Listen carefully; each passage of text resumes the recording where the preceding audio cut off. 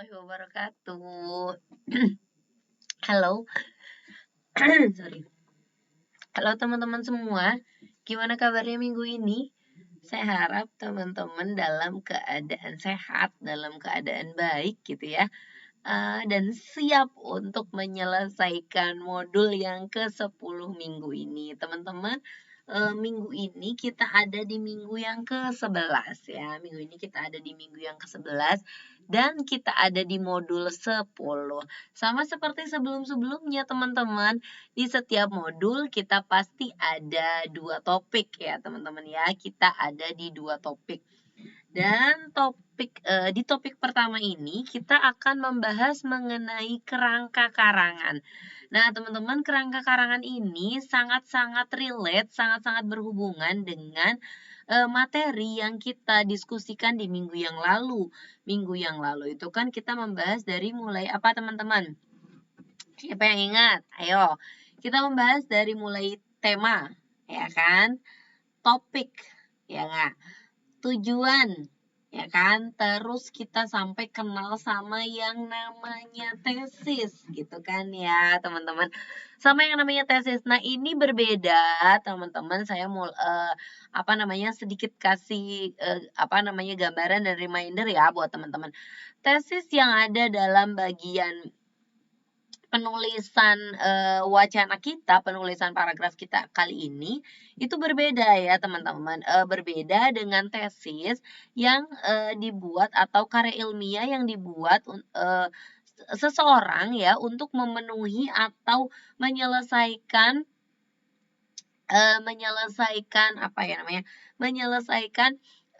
studinya dari studi S2-nya gitu. Jadi teman-teman kalau S2 itu ada karya ilmiah yang harus diselesaikan gitu ya, bentuknya kita kenal dengan nama tesis. Nah, ini berbeda dengan tesis yang kita bicarakan kemarin, karena kemarin kita itu kan membicarakan tesis itu bagian dari wacana, bagian dari karangan, bagian dari tulisannya teman-teman yang dia dibuat sebelum kita menuliskan atau sebelum kita menuju ke si kerangka karangan ini. Nah, terus tesis ini bisa dibilang yang paling relate sekali nih teman-teman dengan si kerangka karangan, karena dengan hadirnya tesis ini ya, dengan hadirnya tesis yang kita bicarakan minggu sebelumnya, tesis ini mengarahkan gitu ya, lebih mengarahkan lagi kerangka karangan supaya kerangka karangan ini jadinya cantik gitu ya, jadinya bagus gitu ya, jadinya sesuai dengan tema dan tujuan yang dibuat sebelumnya. Jadi tesis ini sangat membantu. Dan saya ingatkan lagi nih teman-teman, kalau tesis itu bentuknya berbentuk dalam satu kalimat ya. Jadi kalau misalnya tema dan topik itu misalnya dikenal hanya dalam bentuk kata atau hanya dalam bentuk frasa, biasanya tema sih ya, karena kalau tema tuh kayaknya kan lebih besar banget gitu ya. Nah, tapi kalau misalnya kalau di tesis ini dia sudah berbentuk dalam satu kalimat. Nah, kita lanjut nih teman-teman ke kerangka karangan. Oke, apa sih sebenarnya kerangka karangan itu? Apa teman-teman kerangka karangan itu? Oke, ini adalah pengertian dari si kerangka karangan. Nah, kerangka karangan itu rencana kerja ilmiah yang teratur untuk mendeskripsikan penyusunan pokok-pokok bahasan ke dalam bab dan subbab dengan menampilkan acuan yang berupa sumber rujukan atau referensi yang digunakan. Panjang banget ya, teman-teman. Apa sih, Miss, intinya kerangka karangan itu? Jadi, teman-teman, kerangka karangan itu rencana kita mau menulis apa. Kenapa kerangka karangan ini harus dibuat, Miss? Supaya kita itu menulisnya, teman-teman, supaya kita menulisnya itu tidak melebar ke kanan, ke kiri, kita tidak melebar jadi lebih dari 15 cm gitu misalnya ya. Jadi terencana. Semisal di paragraf pertama apa yang mau teman-teman bilang? Misalnya kemarin kita bahas COVID gitu ya. Oke, di paragraf pertama kita bahas dulu definisinya. Di paragraf yang kedua kita bahas dulu bagaimana pencegahannya misalnya. Jadi kita tuh fokus. Paragraf pertama ini kita memang fokus menjelaskan ke apa itu pengertian dari COVID, kapan dia muncul gitu. Apa aja sih ciri-cirinya?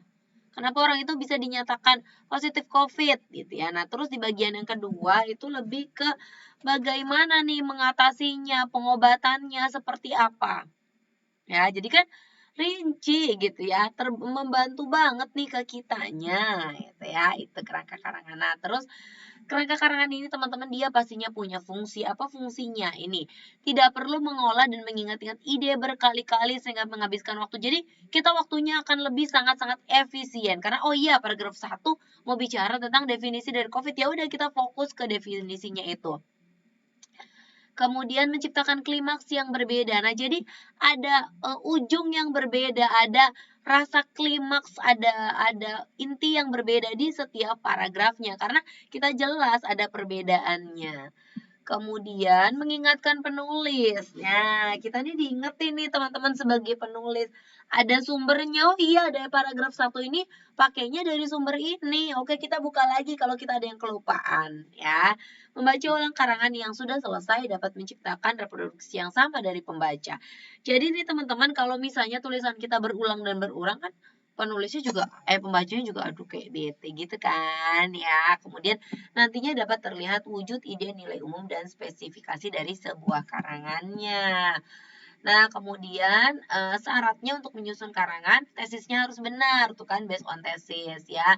Data primer sama data sekunder sudah cukup benar gitu ya. Terus tiap unitnya itu punya satu gagasan, jadi ada satu topik di dalam satu paragrafnya. Nah, terus pokok-pokok unit karangan disusun secara logis ya, ada kaitan dengan dan langsung, rinciannya dengan baik dan teratur ya, ada nah, terus kita kenal dengan pola karangan, nanti dibahas ya teman-teman.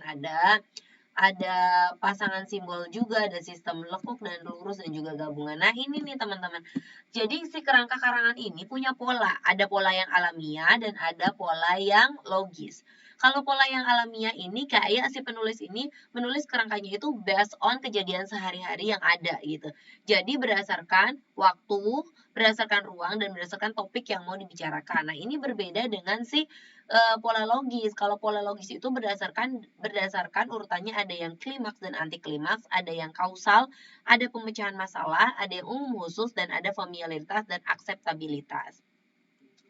Kalau yang klimaks sama anti klimaks gimana gitu. Jadi si pola karangannya itu dibuat dulu nih klimaksnya, jadi menurun. Menceritakan klimaksnya dulu, baru diturunkan. Kalau kausal, maka si kerangka karangannya itu jadi berdasarkan sebab dan akibat. Sebabnya COVID muncul karena ini, akibatnya ini. Sebabnya angka COVID meninggi karena ini, akibatnya ini. Pemecahan masalah. Nah, kalau pemecahan masalah itu dijelaskan, dijabarkan masalahnya dari awal sampai nanti menemukan solusinya. Masalahnya di sistem pembelanjaan online, permasalahannya adalah misalnya barang yang tidak sesuai. Kenapa barang tidak sesuai? Apa solusinya barang tidak sesuai gitu. Mungkin kan akan ada solusi dijelaskan berapa sentimeter panjangnya gitu. Bahkan ada yang belanja online itu difasilitasi buat bisa nyobain bajunya gitu. Nah, kemudian urutan umum dan khusus. Nah, umum dan khusus kita bahas dulu nih pola yang umumnya, dari yang umum kemudian ke yang khusus. Misalnya umum mau membahas karangan tentang bunga. Bunga macam-macamnya apa secara terus, khusus kita ke misalnya bunga anggrek. Urutan familiaritas ini juga nggak beda jauh ya. Jadi yang besarnya dulu dibahas kemudian ke yang kecil, sama dengan akseptabilitas juga hampir mirip. Teman-teman bisa baca di materi yang udah saya kasih ya. Oke, teman-teman, itu aja singkat. Jadi kerangka karangan itu rencana ya, rencana dari si penulis mau nulis nih bagian 1 apa, 2 apa, 3 apa, 4 apa, supaya tidak keluar dari yang sudah di garis besar yang sudah ada. Itu aja teman-teman, semoga yang saya sampaikan minggu ini bermanfaat. Nanti kita lanjut ke topik yang kedua dan kita ketemu lagi di video-video berikutnya. Jangan lupa topik yang pertama diselesaikan semua ini guysnya. Oke, bye-bye teman-teman. Ketemu lagi di video selanjutnya. Assalamualaikum warahmatullahi wabarakatuh.